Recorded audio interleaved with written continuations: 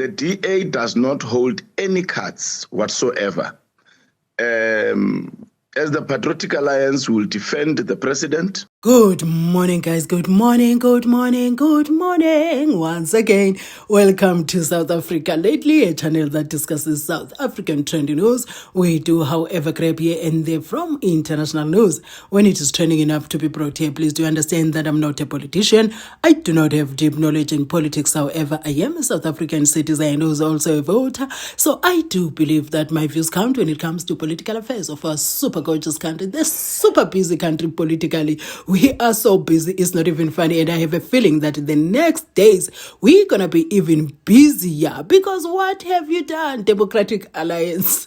I think more than anything is the timing of the things they are using to react to the firing of Andrew Whitfield, which gives a question. Kanti, what was Andrew Whitfield? Was he not a deputy minister? What was he? What kind? Because now the president is saying, bring me somebody from your own party. What is the problem? What seems to be a problem here? So what I'm going to do, I'm going to read to you what Herman MASHABA said, responding to Christopher Papas, and what McKenzie said, responding to Helen ZILLE. MASHABA said, I hope the ANC takes the threats seriously this time.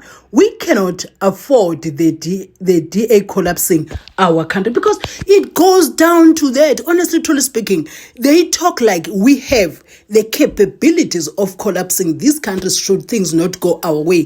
That, to me, it sounds selfish, and it paints a totally different picture for the Democratic Alliance, that they don't have in their hearts the best interest of South Africans. You cannot always go there, that we are capable of collapsing the economy, this and this and this and that, and also the thing that they are reacting to is what is making many people criticize the Democratic Alliance, something that you don't see very often when the Democratic Alliance tries to punish the ANC, but this time around it is different.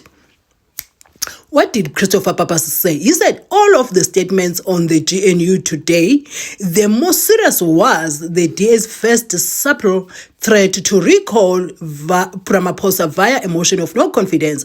With just 40% of seats, the ANC can't ignore a warning from the DA, the second biggest party in parliament at 21%. So these are the things that, they threaten us, man. That's how it feels like, and they are harming their votes. That's what they don't see. The people who looked at the Democratic Alliance as the party that they can possibly vote for now, and I don't think also that the business in South Africa will support this move, because they are going to be harmed as well. Anyway, guys, let us continue reading what Helen ZILLE said, which called for a response from McKenzie. This is flagrant distortion. Quitting the GNU was never on the table at the calm and rational DA FedEx meeting. The MONC in Cyril was and remains firmly in the frame of the FedEx. We will up the ante every time the ANC behaves in an irrational manner, culminating in the nuclear option. Guys, and you know what, the video that I'm about to do after this one, I'm just going to talk about my views, like my own personal views, how I now see the Democratic Alliance. Do you understand what I'm saying? And I cannot be the only one who's seeing that, because these things, guys, so what I'm going to do, I'm going to read McKenzie's response, and then I'll leave you watching the videos. We stand ready to defend the GNU. You think you have all the cards? The GNU will survive without the DA. We will never allow you and your ego to destroy South Africa. We shall defeat the motion of no confidence in the president. And MMUSI also came out to say, no, you know what? Respect the president. Build one South Africa. BOSA party leader MAIMANE says a motion of no confidence in President Cyril Ramaphosa would be nothing but cheap political point scoring. Have you ever seen the DA calling this ANC to order, trying to get the ANC to toe the line, being criticized this much? Because people would be clapping hands. But because there is no it doesn't come from a good place or something good for South Africa. It's just, yeah, I don't know. At the end of the day, this looks like a tantrum, and the threats to South Africa that, look, we can actually collapse this economy. It depends on us. Hi, guys. No. They need to go back to the drawing board and call their thinking tanks to say, no, how did you bring this one into existence? Because now we are losing votes. Because if people feel like this, you are losing votes as the Democratic Alliance.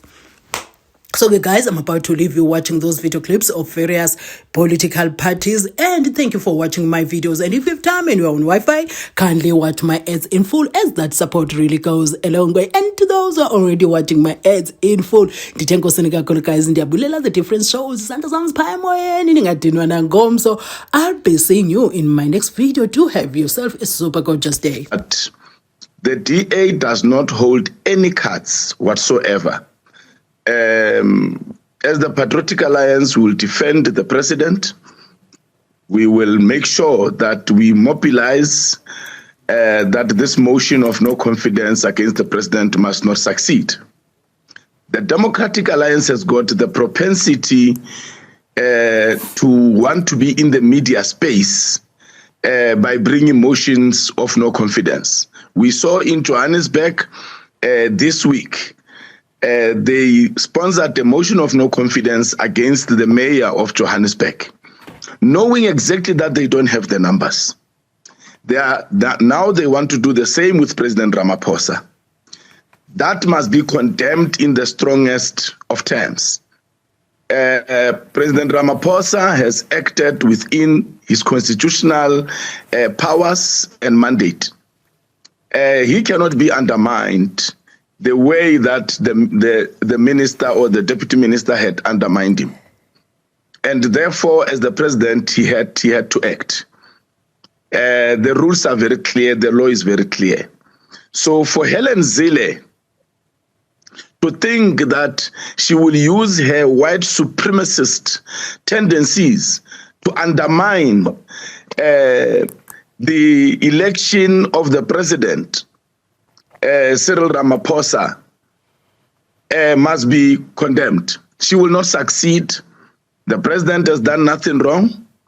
It is the DA that should have spoken to their ministers and deputy ministers and made them aware that it is very important to abide with the law when it comes to traveling and other matters that actually govern ministers and deputy ministers. They have no reason to complain. They went into a marriage and knowing very well that they are going with an ANC corrupt government into a marriage.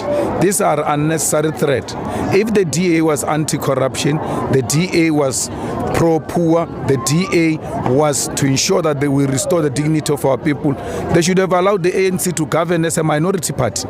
There was nothing forcing them to go into government. They should have stood outside and allowed the ANC to constitute its own government and continue to oppose the ANC if they want to do so. You cannot oppose the government you are part of. They are in government. Whatever decision Ramaphosa takes, they are part of that decision because they decided to be part of this mess. So if they don't want the mess, they must stay outside and then allow the ANC to do a minority government. The ANC has got a minority government in Gauteng. The DA, they refuse to work with the DA. So the DA can freely express itself without any hesitation because they are not part of government. How do you become part of government and travel overseas without the permission of a president? That is not government. That is anarchy. And when you are being punished in line with what the president is responsible for, you complain. They just want to run like they are government on their own. There is no president. There is a president here. Whether they like him or not, they voted for him. And then they have to respect him and respect the government protocols. They don't want that. They must step out and let the ANC do its own mess. And then we all oppose it collectively. GNU, then that party threatens with walk away and threatens with a motion of no confidence. Government is not run in that way.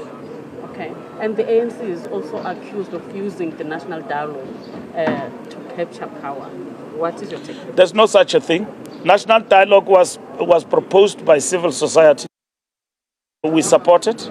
There's no such a thing as using national dialogue to capture the imagination of the people. It is a South African thing.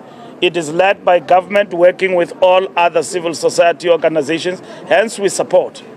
There's no ANC that is leading the national dialogue. It's a false, pronunciation that has been made by the DA, of which the reality, this dialogue is about the interest of the people of South Africa, what government can do and not do to strengthen, its standing in society, and what South Africans need to do that is good for their own country. I mean, we live in a country where there is black and white. Our diversity is a world celebrated, not even a phenomenon, an important and integral part of our South Africanness. How do we strengthen that beyond just Amapogo, Springboks winning, Bafana winning? The socio-economic challenges government is facing, South Africans want to contribute to inform government way forward in terms of what can be done. So when there is a big platform that encourages dialogue and talk among South Africans, others see that as of no value.